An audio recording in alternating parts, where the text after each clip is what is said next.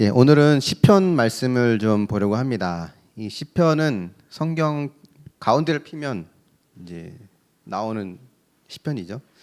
근데 시편은 총 150개의 시로 이렇게 묶여져 있습니다. 절반 정도는 다윗이 지었고요.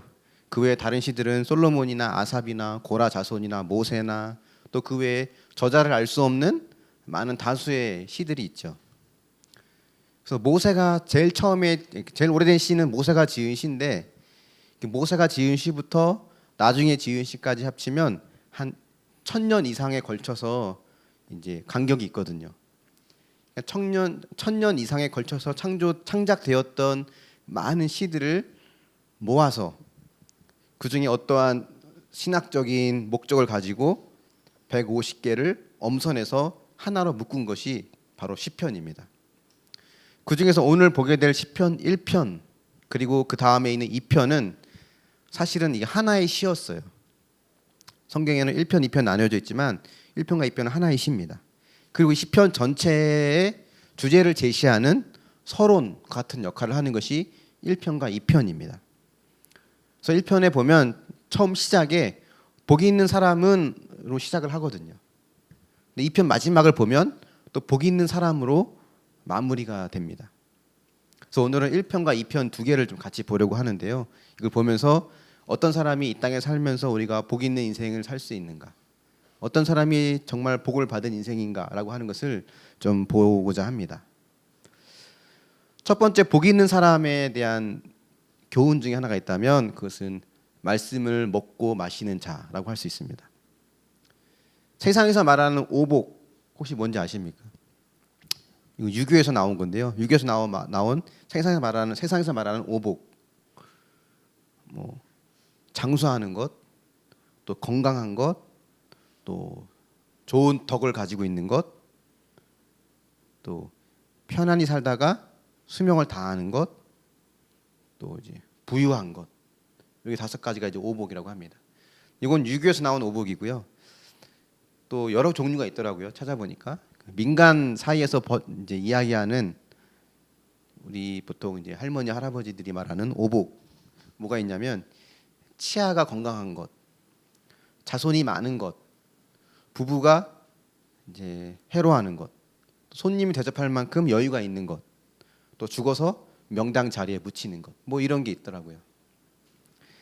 어떤 오복이든 한마디로 말하면 나쁜 일은 안 생기고 좋은 일만 생기는 것이라고 말할 수 있습니다. 근데 성경에서 말하는 복은 세상에서 말하는 복과 조금 다릅니다. 1절 말씀 같이 한번 먼저 읽어볼게요. 시편 1편 1절 말씀입니다. 시작. 복이 있는 사람은 악인들의 꾀를 따르지 아니하며 죄인들의 길에 서지 아니하며 오만한 자들의 자리에 앉지 아니하고. 네. 복이 있는 사람의 모습은 이러이러하다라고 보여주는데 1절에서는 악인들의 꾀를 따르지 않고 죄인들의 길에 서지 않고 오만한 자의 자리에 앉지 않고, 그러니까 이러이러한 것은 하지 않고라고 말을 합니다. 이것도 안 하고 저것도 안 하고 뭐 그러면 이제 복이 있는 자라고 말을 하죠.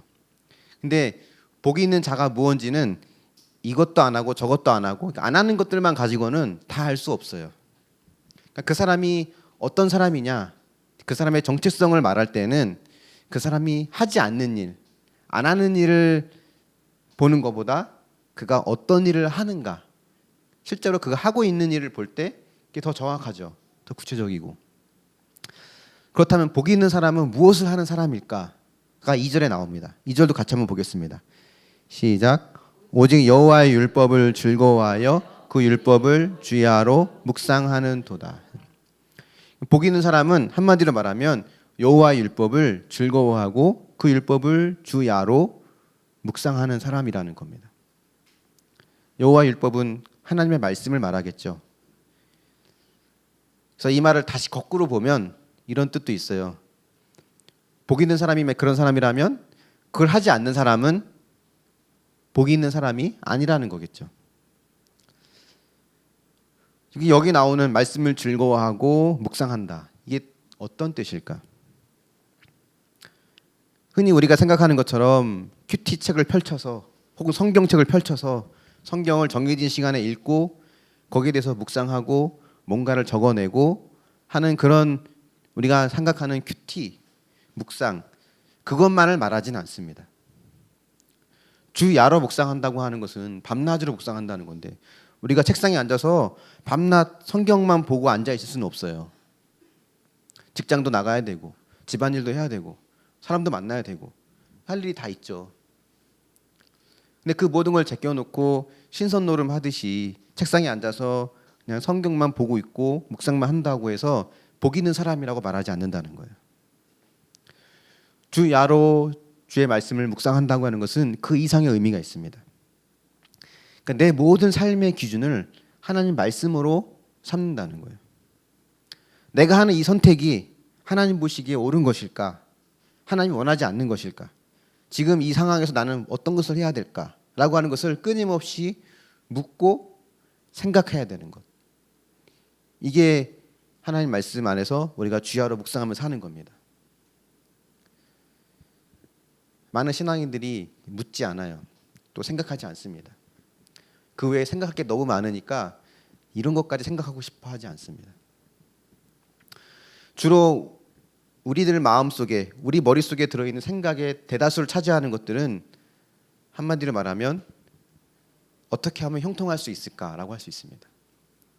쉬운 말로 표현하면 행복이라는 거예요. 어떻게 하면 내 인생이 좀 더 행복할 수 있을까? 지금보다 더 행복할 수 있을까가 많은 사람들이 생각하는 가장 많은 부분이라고 할 수 있습니다. 그래서 3절 말씀을 다들 좋아합니다. 3절 말씀 같이 한번 보겠습니다. 시작. 그는 시냇가에 심은 나무가 철을 따라 열매를 맺으며 그 잎사귀가 마르지 아니함 같으니 그가 하는 모든 일이 다 형통하리로다. 방금 읽었던 3절 마지막에 그가 하는 모든 일이 다 형통하리로다. 다 이렇게 되기를 원합니다. 그죠? 저도 그걸 원하고 여러분도 그렇게 됐으면 좋겠어요. 다 형통하기 위해서 대부분의 사람들이 생각하기를 그러려면 지금보다 내가 하고 있는 일을 더 잘해야 되고 더 높이 올라가야 되고 더 많은 것을 움켜쥐어야만 그리고 또 내가 가지고 있는 약점과 부족함은 철저하게 감추고 들키지 않아야만 내가 가진 더 많은 힘으로 더 많은 것을 할 수 있다고 생각합니다. 이게 인생의 목적을 행복으로 여기고 사는 사람들의 모습이죠. 근데 이렇게 행복을 우리 인생의 목표로 살아갈 때에는 그 삶에는 참된 만족이 없습니다.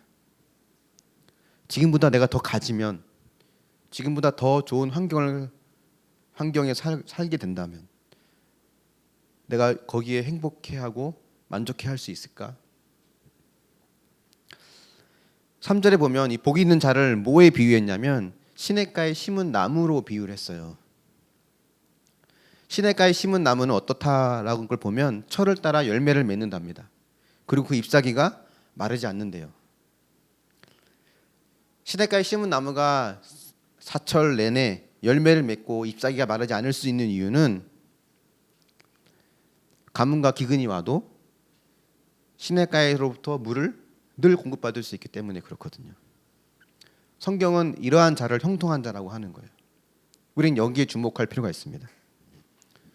시냇가에 심은 나무든 산에 심은 나무든 길가에 심은 나무든 다 가뭄과 기근과 질병을 피하지 못해요. 그 지역에 내리는 어떤 기근이 있다면 가뭄이 있다면 어떤 나무든 다 그것을 겪게 됩니다. 다만 시냇가에 심은 나무는 그 시냇가 옆에 있음으로 인해서 물을 늘 공급받기 때문에 가뭄과 기근과 질병을 이길 수 있게 되는 겁니다. 때로는 우리의 기도가 이런 기도가 나오죠. 하나님, 내 삶에 이런 기근과 가뭄과 어려움이 피해 가기를, 생기지 않기를 우리는 기도합니다. 그 기도가 이루어지던가요?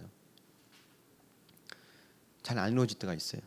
성경에 보면 감당할 만한 시험만을 우리에게 허락해 주시고 시험 당할 쯤에는 피할 길을 주신다고 했는데 그렇지 않아요. 감당할 수 없을 만한 시험도 주십니다. 피할 길요?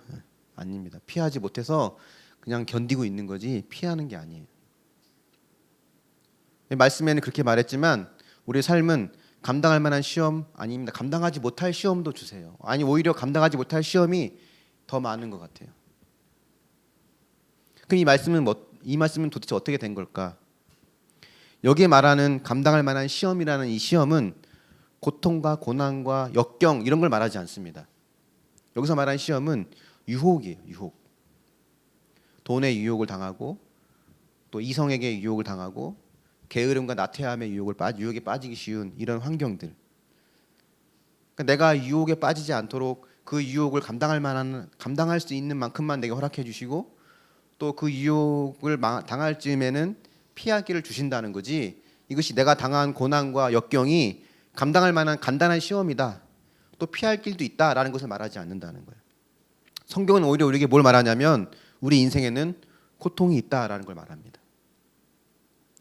그래서 형통한 인생이라고 하는 것은 아무런 고통이 없는 인생 그걸 말하는 것이 아니라 물을 계속 공급받는 시냇가에 심은 나무와 같은 인생을 말하는 거예요. 창세기에 보면 형통한 인물 대표적인 사람으로 요셉이 나옵니다. 창세기 39장 2절 말씀 같이 한번 읽어보겠습니다. 시작. 여호와께서 요셉과 함께 하심으로 그가 형통한 자가 되어 그의 주인 애굽 사람의 집에 있으니. 형통한 자라고 하는데 형통한 이유가 나오죠. 그 형통한 이유는 여호와께서 요셉과 함께 하셨다는 거예요. 요셉의 인생 여러분 아시지 않습니까? 형들에 의해서 노예로 팔립니다. 인신매매를 당해요. 외국으로 팔리죠. 또 그 노예 생활을 하다가 억울한 누명을 쓰고 감옥에 가기도 합니다. 그런 인생을 감당할 만한 시험이다. 형통한 인생이다라고 말하지 않아요.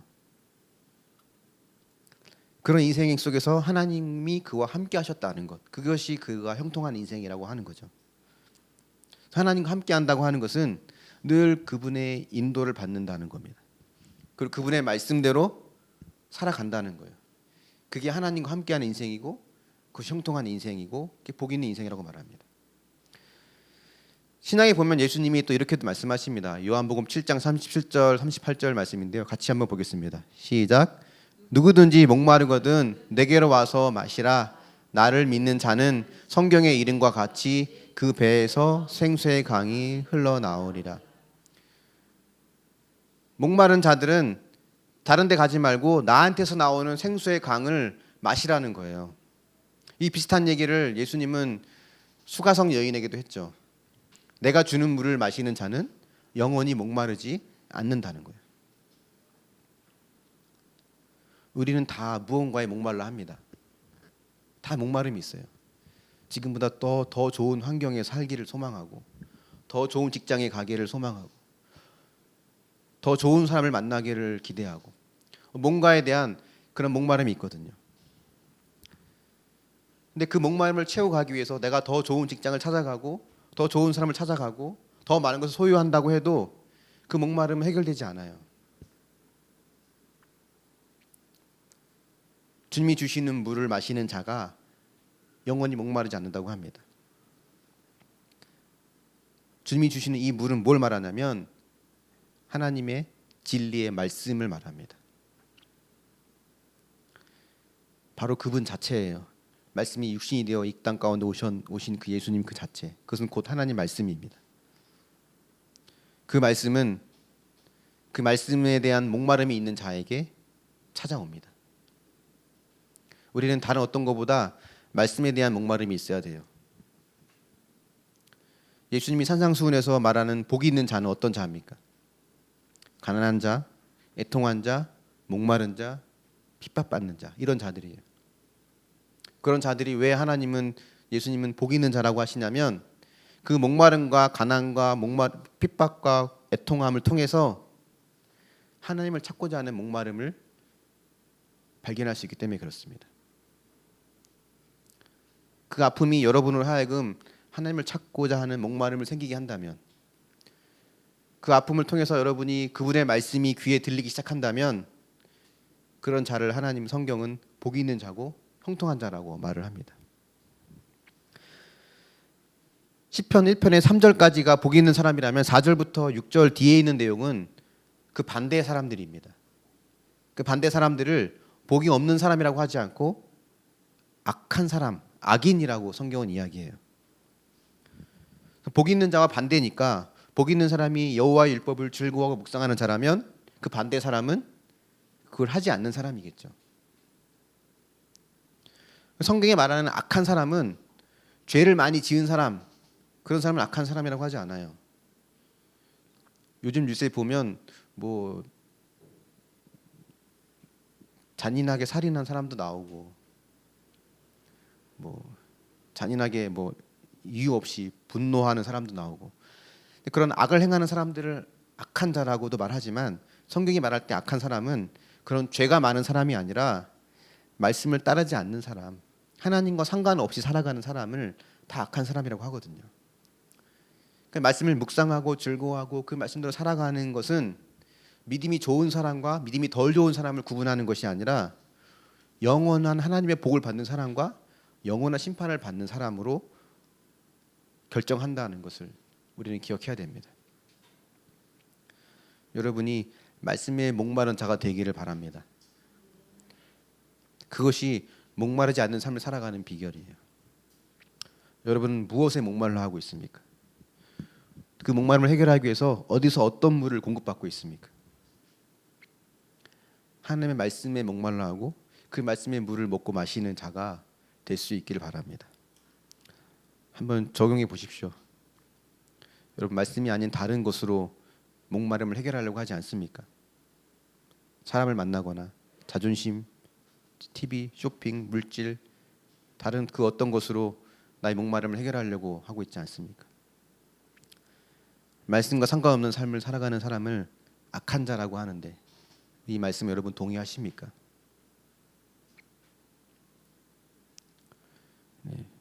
오늘 꼭 큐티책 가져가십시오. 꼭 가져가서 꼭 묵상하세요. 네. 복 있는 사람 두 번째는 최고의 복은 예수 그리스도임을 아는 사람입니다. 시편 2편을 볼 텐데 이제부터 시편 2편은 두 종류의 왕이 나와요. 한 종류는 세상이 세운 왕이고 또 한 종류는 하나님이 세우신 왕이 나옵니다. 세상의 왕이 하는 일은 뭐냐면 시편 2편의 2절 3절 말씀인데요. 한번 같이 보겠습니다. 시작.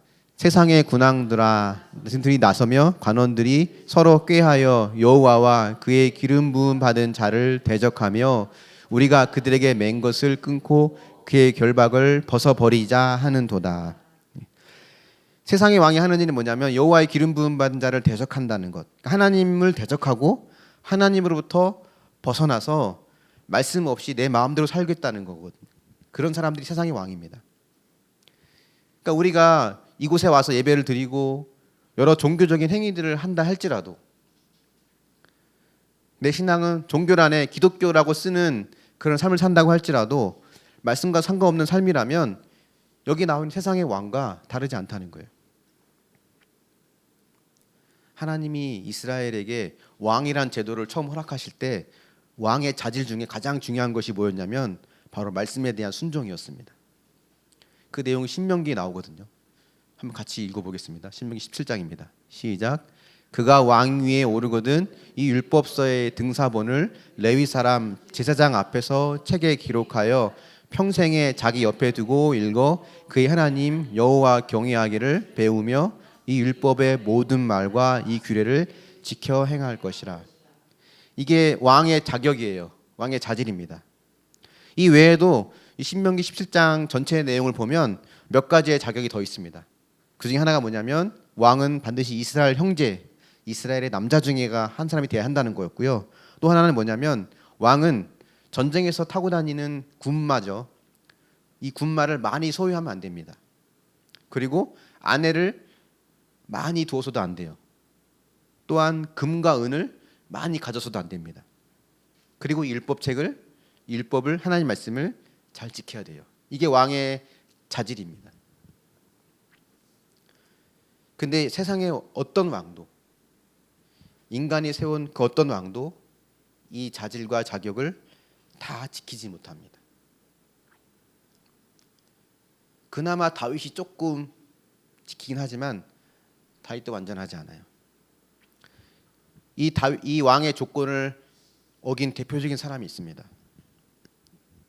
병마를 많이 둔 사람 성경에 나옵니다. 또한 아내를 수없이 둔 사람이 또 있어요. 또한 금과 은을 수없이 가지고 있는 이 왕이 있습니다. 그 여호와의 율법을 저버린 왕이 있어요. 누가 생각나십니까? 솔로몬이죠. 그죠? 솔로몬입니다. 시편 말씀대로라면 솔로몬은 악한 왕이에요. 악한 사람입니다. 근데 모든 사람들은, 대부분의 사람들은 모든 것을 다 가진 솔로몬 같이 되는 것을 복이 있는 자라고 생각하고 형통한다고 생각합니다. 근데 그렇지 않다는 거예요. 말씀대로라면 솔로몬은 바람에 나는 겨와 같고 심판을 견디지 못하며 의인들의 몸이 들어갈 수 없는, 또 여호와의 기름 부음 받은 자를 대적하는, 하나님부터 벗어나고자 하는 악한 사람이라는 겁니다. 근데 우리는 사실 많은 사람들이 솔로몬처럼 되고 싶어 합니다. 그가 이방 여인과 결혼해서 온 나라 전체를 우상에 빠뜨린 죄가 있지만 사람은 누구나 다 실수하는 건데 그건 별로 그렇게 크게 보이지 않습니다. 그가 가진 지혜로 부와 명성과 명예를 다 움켜쥔 그 왕으로만 기억을 합니다. 그래서 그와 같이 되고 싶어 하는 거예요. 근데 말씀대로라면 그는 시편 1편에 나와 있는, 앞에 나와 있는 복 있는 사람에 해당하는 것이 아니라 그 뒤에 나오는 악한 사람에 해당하는 거예요. 솔로몬만 그럴까? 제가 만약에 솔로몬의 위치에 있었다면 아마 저도 다르지 않았을 것 같습니다. 더 많은 말을 두어서 이 자리를, 왕의 자리를 지키려고 했을 거고, 마음만 먹으면 얼마든지 마음에 드는 여자를 구할 수 있기 때문에 아마 수많은 아내를 뒀을 거예요. 또 이 자리를 더 유지하기 위해서 금과 은을 더 많이 소유하려고 했을 거고, 그러다 보면 하나님을 떠났을 것 같습니다. 그러니까 제가 그러지 못하는 거는 기회가 없어서 못한 거지, 저도 솔로몬의 자리에 있다면 똑같았을 거예요. 그래서 이걸 보면 솔로몬이나 나나 또 우리 모두는 다 그냥 죄인일 뿐입니다. 그래서 이 시편을 묵상하다 보면 이런 결론이 나와요. 아, 나는 복이 있는 자가 될 자격이 없구나. 복이 있는 자라고 불릴 자격이 없구나. 늘 나는 악인들의 꾀를 따르고 죄인들의 길에 서기를 좋아하고 오만한 자리에 앉아서 솔로몬처럼 내가 가진 것으로 내 힘으로 내 마음대로 하고 싶어하는 자가 되려고 하는 그런 죄인이구나를 보게 됩니다. 여호와 율법을 즐거워하고 주야로 묵상하라고 하는데 그거보다는 늘 내 생각과 내 욕심이 우선이고 그걸 그 뜻대로 살고 내 욕심대로 살고자 하는 악한 죄인이라는 결론이 그냥 나와요. 그래서 어느 누구도 시편 1편에 있는 복 있는 자가 되지 못합니다. 그래서 시편에 있는 내용은 1편에 읽는 내용은 너희들 이렇게 살면 복 있는 자가 될 거야를 말하는 것이 아니라 너희는 복 있는 자가 결코 될 수 없어를 우리에게 가르쳐주고 있는 겁니다. 그렇다면 이 복 있는 자는 과연 누구를 말하는 걸까? 시편 1편과 2편이 같은 하나의 시라고 말씀을 드렸잖아요. 그래서 시편 1편 앞부분과 2편 끝부분은 복 있는 자에 대한 내용이고 그 가운데 샌드위치 안에 있는 내용물처럼 가운데에 있는 것은 그 반대에 대한 사람, 악한 사람에 대한 내용이라고 말씀을 드렸죠. 그래서 시편 2편 뒷부분에 있는 내용을 보면 7절을 먼저 한번 같이 보겠습니다. 7절 시작. 내가 여호와의 명령을 전하노라. 여호와께서 내게 이르시되 너는 내 아들이라. 오늘 내가 너를 낳았도다. 하나님께서 내가 너를 낳았다라고 하는 그 누군가가 있습니다. 12절 말씀 같이 한번 보겠습니다. 시작. 그의 아들에게 입맞추라. 그렇지 아니하면 진노하심으로 너희가 길에서 망하리니 그의 진노가 급하심이라. 여호와께 피하는 모든 사람은 다 복이 있노라. 하나님께서 너는 내 아들이라 내가 너를 낳았다라고 하는 자가 있고 그 아들에게 입맞추는 모든 자들은 망하지 않고 복이 있는 자가 여호와께 피하는 자가 되어서 복이 있는 자가 될 수 있다라는 겁니다. 그렇다면 이 시편에서 말하는 복이 있는 자는 누구를 두고 하는 말일까? 바로 예수 그리스도를 말하는 겁니다. 예수님을 말하는 거예요. 우리는 그 어느 누구도 감히 나는 복 있는 자라고 말할 자격이 없어요. 주야로 말씀을 묵상한다고 하는 것은 늘 한순간도 놓치지 않고 말씀대로 사는 것을 말하는데 누가 그렇게 살고 있다라고 자신 있게 말할 수 있겠습니까? 지금 읽은 시편 2편의 12절 말씀을 보면 그의 아들에게 입맞추라라고 합니다. 이 입맞추는 행위가 사랑의 표현이고 또 존경의 표현이기도 하지만 인간 악한 죄인은 이것마저도 배신의 표현으로 씁니다. 복음서에 보면 가룟 유다가 예수님을 팔아넘길 때 자기를 따라온 무리들에게 이렇게 말하죠. 내가 입맞추는 그 이가 바로 예수니 그를 잡아가라고. 그 가룟 유다가 와서 예수님께 입을 맞춥니다. 그러니까 죄인인 우리가 하는 모든 행위들은 예수님을 팔아넘기는 가룟 유다와 다르지 않다는 거예요. 하지만 하나님은 그것을 사랑의 행위로 받아주십니다. 그래서 여호와께 피하는 모든 자는 다 복이 있다라고 말해요. 가장 복이 있는 자, 복이 있는 자는 바로 예수 그리스도를 말하고 또 동시에 그 복이 있는 자인 예수 그리스도를 따르는 자를 또 성경은 복이 있는 자라고 말을 합니다. 왜냐하면 그 아들이 악인이 받아야 될 심판을 대신 받으셨거든요. 저 여러분이 당해야 될 심판을 주님이 대신 받아내셨습니다. 그래서 복을 받을 자격이 없는 나를 복이 있는 자로 삼아 주셨다는 거예요. 성경에 복이란 단어를 제가 검색해 보니까요. 사사기를 제외하고 다른 모든 성경에서는 복이라는 이 단어는 우리가 뭔가를 열심히 해서 내 힘으로 얻어내는 것을 말하지 않습니다. 대표적인 것이 이사야 19장 25절인데요. 같이 한번 읽어보겠습니다. 시작. 이는 만군의 여호와께서 복 주시며 이르시되 내 백성 애굽이여 내 손으로 지은 아수르여 나의 기업 이스라엘이여 복이 있을지어다 하실 것임이라. 이 시편 이사야 말씀을 보면 조금 어색한 표현이 여러분 눈에 띄지 않습니까? 내 백성 애굽이여 내 손으로 지은 아수르 좀 어색하지 않아요? 내 손으로 지은 이스라엘 내 백성 이스라엘 뭐 이러면 우리가 이게 이해가 되는데 아수르와 애굽은 멸망당해야 될 심판받아야 될 민족이잖아요. 아수르는 북이스라엘을 멸망시켰고 애굽은 이스라엘을 400년간 노예로 삼았던 민족입니다. 아마 이 이야기는 당시 이스라엘 사람들에게 매우 충격적이었을 거예요. 왜 그들이 뭘 잘했길래 왜 이스라엘과 같은 복을 받아야 될까? 왜 이스라엘에게 받아야 될 내 손으로 지은 내 백성이라고 하는 칭호를 왜 이들이 받아야 될까? 오히려 심판의 대상인데. 여기서 말하는 건 이겁니다. 사실 이스라엘도 애굽이나 아수르와 다르지 않다는 거예요.